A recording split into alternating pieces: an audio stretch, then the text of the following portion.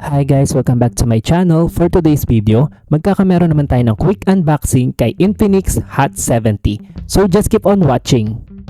Then sa mga nagtatanong kung ano yung specs niya, ilalagay ko po dun sa description. Papakita ko lang din sa inyo guys kung ano ang laman ni Infinix Hot 70.